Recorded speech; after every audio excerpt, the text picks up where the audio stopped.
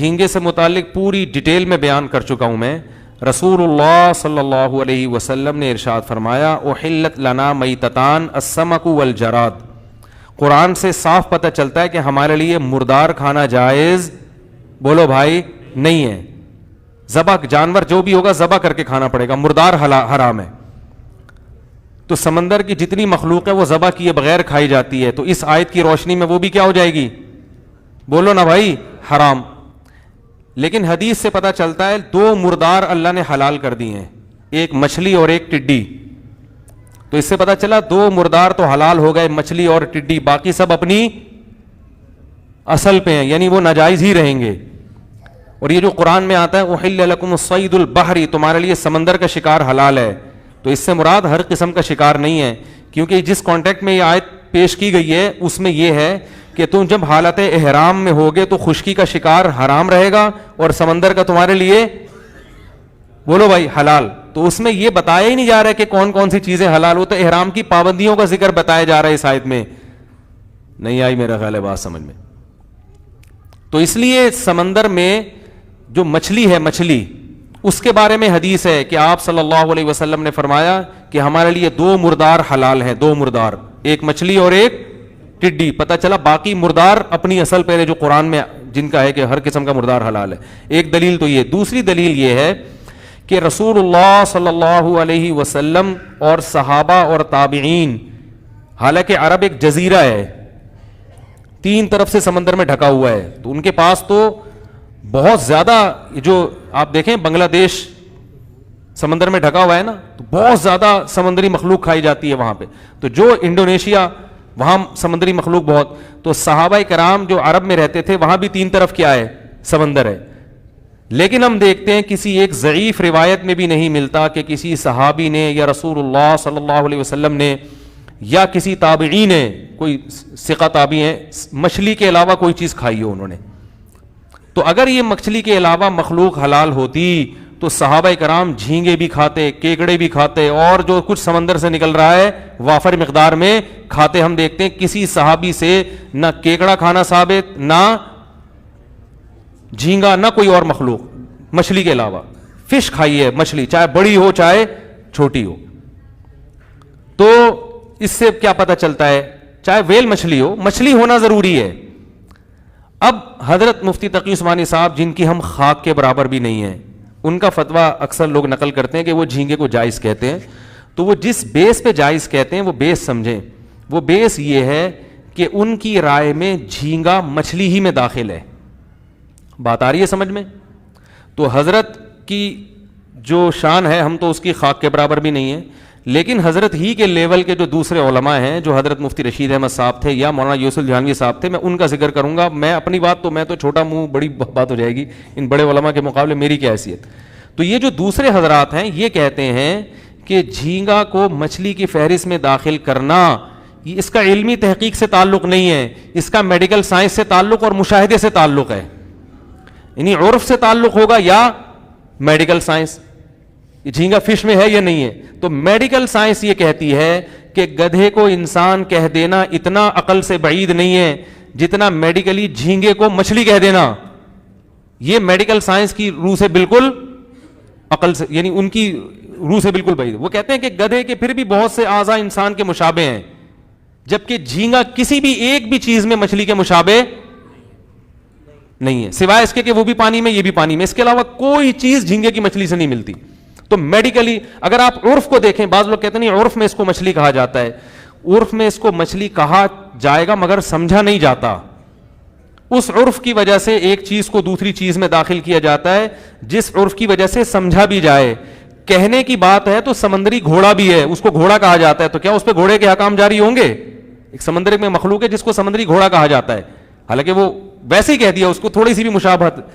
تو جھینگے کو مچھلی محض اس مشابہت میں کہہ دیا کہ وہ بھی کس میں رہتی ہے, پانی میں. لیکن مچھلی عرف میں لوگ اس کو سمجھتے نہیں ہیں. اس کی دلیل کیا ہے؟ آپ کسی سے کہیں کہ مچھلی لے کر آؤ, کبھی بھی جھینگا اٹھا کے نہیں لائے گا وہ. اگر کوئی قسم اٹھا لے کہ اللہ کی قسم میں مچھلی نہیں کھاؤں گا, تو جھینگا کھانے سے اس کی قسم نہیں ٹوٹے گی. لوگ کہیں گے اس نے قسم نہیں توڑی, اس نے تو کہا تھا مچھلی نہیں کھاؤں گا. بات میں سمجھا پا رہا ہوں؟ تو عرف میں بھی اس کو فش مچھلی نہیں کہا جاتا, اور میڈیکلی بھی اس کو مچھلی نہیں کہا جاتا. بات آ رہی ہے سمجھ میں؟ ہمیں یاد ہے ہم بچپن میں جب جایا کرتے تھے نا سمندر کے کنارے, مچھلی کے شکار کا مجھے بہت شوق تھا. ابھی بھی ہو سکتا ہے کوئی شکار پہ جائیں, اللہ نے چاہا تو. لوگ کہیں گے بہت زیادہ فنٹر گیری شروع ہو گئی ہے, ادھر فشنگ, ادھر ڈائیونگ, ادھر سوئمنگ اور فشنگ بھی کریں گے بھائی. ٹھیک ہے, اللہ توفیق دے. یہی تو حلال لذتیں تو یہی ہے نا بھائی. تو ہم تو کہتے ہیں حلال تو حاصل کرو نا, شادیاں کرو 4, کس نے کہا ہے آپ کو؟ تو جائز چیز پہ اللہ نے پابندی کرو اپنی ذمہ داری پہ. فشنگ میں تو مزہ ہے, 4 میں وہ نہیں ہے, پٹو گے بھی, یہ بھی بتا دوں میں. تو حقوق بھی ہیں ان کے, برابری بھی ہے, سب چیزیں. خیر میں ابھی سوال کا موقع دوں گا آپ کو. دیکھو مجھے یاد ہے ہم جایا کرتے تھے نا بچپن میں سینڈ سپٹ پہ, ہاکس بے پہ, تو وہاں مچھیرے لانچنگ کے ذریعے مچھلیاں پکڑ کے لاتے تھے. تو بہت سی مچھلیاں ایسی ہوتی تھی جن کو مچھیرے کہتے تھے کہ یہ مچھلی نہیں ہے, اور وہ کراہت بھی آتی تھی ان کو دیکھنے میں. تو مچھیرے ان کو کہہ کے پھینکتے تھے یہ حرام مچھی ہے. کیا کہتے تھے؟ اب دیکھو حالانکہ جب مچھی کہہ دیا تو حرام نہیں ہوئی نا, کیونکہ سمندر کی فش تو کیا ہے, حلال ہے. لیکن اصل میں ان کے پاس اس کے لیے کوئی لفظ ہی نہیں تھا, ان کے پاس کوئی ڈکشنری میں کوئی لفظ نہیں ملا, تو انہوں نے اس کا نام کیا دے دیا, حرام مچھی. حالانکہ انہوں کسی مفتی نے نہیں بتایا کہ مچھلی ہے یا نہیں ہے, یہ حلال ہے حرام. ان کو لگا کہ یہ مچھلی نہیں ہے, اور عجیب سی اس میں کراہت بو آ رہی ہے, عجیب سی چھپکلی جیسی اس کی شکل ہے. تو وہ خود ہی بغیر یعنی اس کے تحقیق کے, کیونکہ لغت کا اعتبار تو پھر ماہرین کا ہوگا نا, تو مچھیرے کسے مچھلی سمجھتے ہیں؟ مچھیرے جھینگا کو مچھلی نہیں سمجھتے, مچھیرے حرام مچھی کو مچھی نہیں سمجھتے. حالانکہ مچھی سے تعبیر کرتے ہیں کیونکہ ان کے پاس اس لفظ کے علاوہ کوئی دوسرا لفظ, بولو بھائی, ہے نہیں. میں سمجھا پا رہا ہوں اپنی بات؟ نہیں سمجھا پا رہا میرا خیال.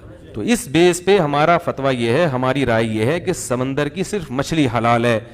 جو مچھلی ہونا عرف کی وجہ سے مچھلی لوگ اس کو سمجھتے ہوں, یا میڈیکلی اس کو مچھلی ثابت کر دیا ہو ڈاکٹروں نے, تو ان 2 چیزوں کے علاوہ ہم یہ سمجھتے ہیں کہ باقی چیزوں کو ہاتھ, بولو بھائی, بولو نا یار, نہ لگائیں. مچھلیاں کو اتنی اقسام ہے, کھانے کے لیے کھا لو. اور ایک اور دلیل یہ بھی ہے کہ اگر سمندر کی مچھلی کے علاوہ بھی ہر مخلوق کو حلال قرار دے دیا جائے تو ایسا گند سمندر سے نکلتا ہے نا. ایک طرف قرآن کہہ رہا ہے وَيُحَرِّمُ عَلَيْهِمُ الْخَبَائِثَ, نبی تم پر خبیث چیزوں کو حرام کرنے کے لیے آئے ہیں. تو ایسا گند نکلتا ہے کہ گورا بھی کہے گا یہ حلال نہیں ہو سکتا, تو آپ کو اس کو بھی حلال قرار دینا پڑے گا.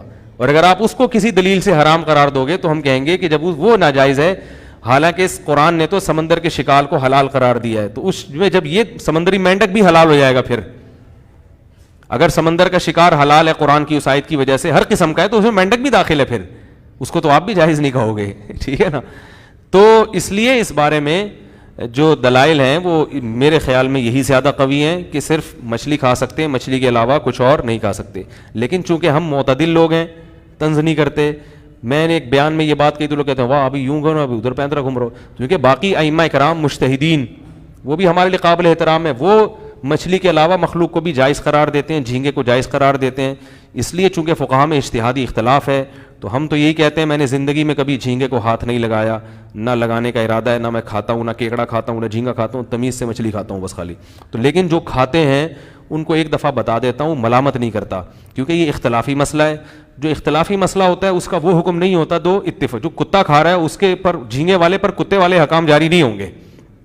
کتا بھی حرام ہے مگر بالاجماع حرام ہے, سور بھی حرام ہے مگر, بولو بھائی, بالاجماع حرام ہے. اسی لیے جب اختلاف ہو گیا تو اس کے لیے ہم ہلکا لفظ استعمال کرتے ہیں جھینگے کے لیے, مکروہ تحریمی, قطعی حرام نہیں کہتے اس کو, مکروہ کہتے ہیں, ناپسندیدہ کہتے ہیں. تو ہلکا لفظ تھوڑا استعمال کیا اس لیے نہ. اور بنگلہ دیش کے لوگ مجھے کہتے ہیں کہ ہم تو نہیں چھوڑتے, تو وہ کہتے ہیں ہم تو کھائیں گے. ہم کہتے ہیں آپ کھائیں, کیونکہ اختلافی چیز ہے, اتفاقی نہیں ہے.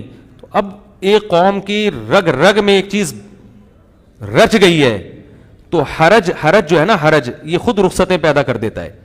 تو چونکہ فقہا کے مابین یہ مسئلہ اختلافی ہے, مجتہدین بہت سے مجتہدین اس کے جواز کے بھی قائل ہیں, تو ہم بنگلہ دیش کے لوگوں سے کہتے ہیں کہ اس معاملے میں آپ کے لیے فقہ شافعی کو فالو کرنا, بولو بھائی, جائز ہے. کیونکہ وہ بہت زیادہ ان کی اتنا زیادہ کہ وہ دنیا چھوڑ دے گا جھینگا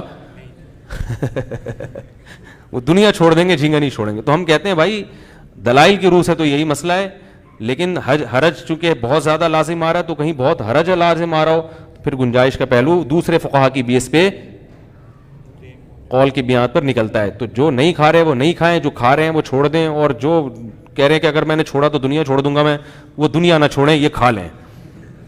دنیا چھوڑنے سے بہتر ہے کہ آپ جھینگا کھا لیں.